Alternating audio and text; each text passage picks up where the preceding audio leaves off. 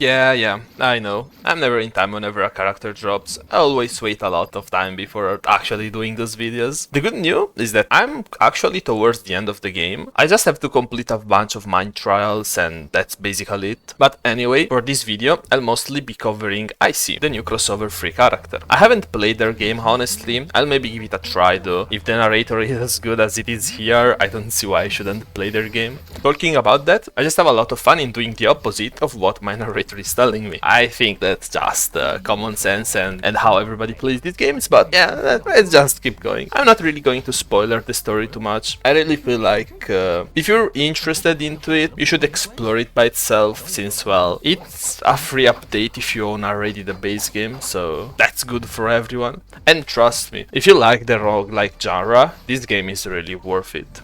One of the coolest features for that character is the multi-directional dash. I don't know why, but it really feels satisfying to use. It also has its own utility, I just need to get used to it. Also, this sort of mini story used as introduction for the character, showing her potentials, allow you to get a preview of what the character can actually do, and so far it's really driving me into it. I obviously spent a lot of time reading through them because it's actually some wall of text here. Not necessarily a bad thing in this specific scenario. I'd say that it is quite interesting. It mixes up a lot of different moves, sets that you can adopt while playing, and this is the amazing concept that this game uses. That's why it has a lot of replayability. I've also loved the puzzles they created to introduce the character movement. I sadly think that they're only related to the character's special stage.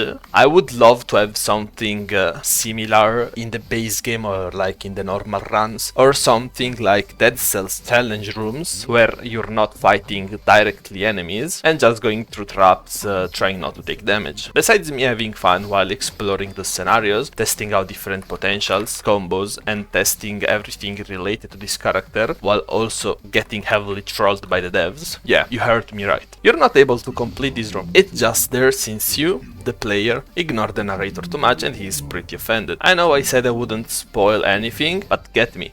I've spent around 30 minutes into this room, wasting time, trying everything I could, and I couldn't solve it. If I can save your time, I think that is a perfect reason to have this as a small spoiler. And if there was actually a way to complete it and I missed it, I'm going to be upset, honestly. There was something actually striking my head the whole time while going through that special stage, and it was, how will this character perform in a normal run? Just keep in mind that this is literally my first time trying her out, so I have to get used to what she can accomplish during the fights. Based on that, why not try in one of the highest difficulties? I love doing it, even if I shouldn't. Right from the start, I can feel that my lack of confidence with the character is stopping me from playing it in a decent way. Whenever I play a character I've spent some time into, I obviously manage his abilities better. And I have no idea on why, but I have more confidence with the dodge and attack spacing. Probably because every character has a dodge effect status that applies when you actually do a perfect dodge, but only characters like Hakumen, S, the new Icy, and probably some other characters have this feature. I still haven't gone through all characters yet.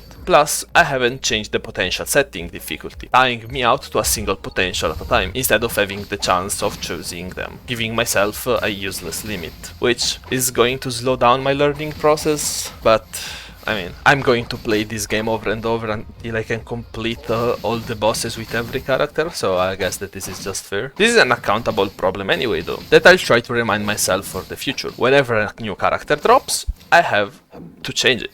For now, well, it is what it is. The only good thing about that is that I'm forced to get used to the variety builds, but I kinda hate the RNG involved into that specific play. Mobbing feels decent, I have nothing to say about that. We have to see how it will perform against bosses. And this is where the damage falls a bit. I've never had the time as an issue, besides now. This is the first time that I felt the lack of damage in a character. Seeing the timer almost out, I've decided to just go full berserker mode, trying to take him out as soon as possible. Even if that wasn't the case, and we're already over with our first try. As first game, the character felt a tiny bit undertuned. That might be me, I'm not really up to date with the game, so maybe I'm missing out on something. But even in the second attempt, mobbing felt okay-ish. You just go into a horde of enemy and try to kill them as quickly as you can without taking damage. The fun thing is that with vertical dashes I can reach areas I couldn't normally. This is where I discovered my biggest flaw so far. I have an active ability, I didn't even knew about it. Whenever the enemy has that mark on top of them, I can use my ability key in order to either execute them if they're normal enemies or to damage them if they're bosses, in order to recover MPs, since this character doesn't have a passive regeneration. I know that this is mostly skill issue by my side, but I still feel like the damage is not there. I was a bit more optimal with my time in this attempt, and I got extremely unlucky with that debuff. It basically spawns those butterflies which can't be killed or damaged in any way, and they damage you as well if they enter in contact with you. Obviously the dodge still has iframes. In such close spaces you have nowhere to dodge. Moreover, this is extremely small room where you're almost guaranteed to take damage. This is something that, I don't know, I feel like RNG shouldn't something that a video game has to rely on as difficulty. A bunch of rooms and upgrades later, I still had the same issue. I'd be fighting the boss and the timer is already at 0. Either I'm being slow at clearing, or this character is slightly worse in early game and have to be optimized better in builds. Oh, a little editor note here. I've just realized that whenever the timer is out, you take damage until you're basically one hit.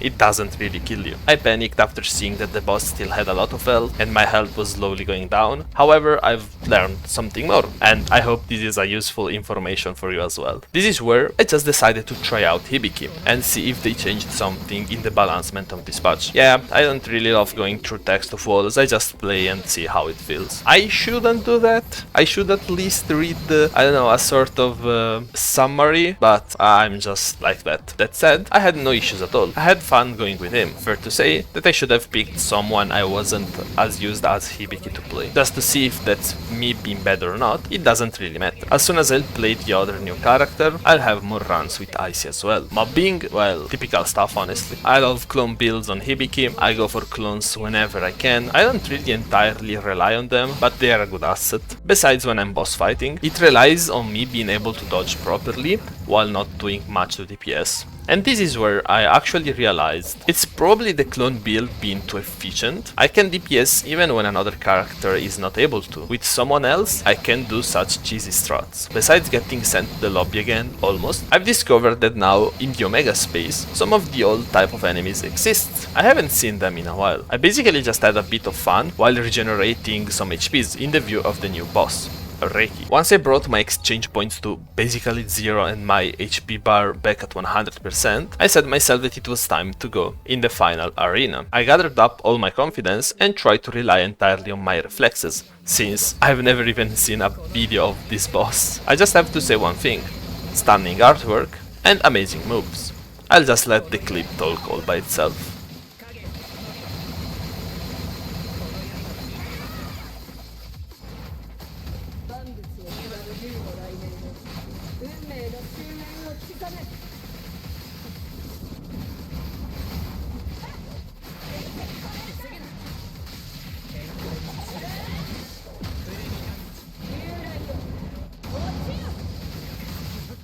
Needless to say that she completely caught me off guard. I was also more busy looking at her effects instead of paying attention to the fight out. That's completely my bad. It doesn't matter though. It's time to focus and try bringing that boss down once and for all. Who knows? Maybe I'll be able to accomplish this achievement in my next try. Sadly, while I was streaming this run, I couldn't play Hazma since they had to slightly delay the DLC and I couldn't play it right afterwards. I'll just make another video covering the DLC character whenever I'll be actually able to play the game again. As I said earlier, I really suggest you into getting into it. It's a lot of fun. Moreover, if you actually enjoy Dead Cells, I don't think I can really compare them because I'm honestly not that type of person that compares to different games one to another, moreover if they are from different publishers or game developers, but even when it comes down to the same developer releasing multiple games, I feel like everyone should at least give a try to every game they're interested into instead of comparing it to another game, because that's, in my opinion, extremely lame. That said, if you can, go out and try this game, it's really cool.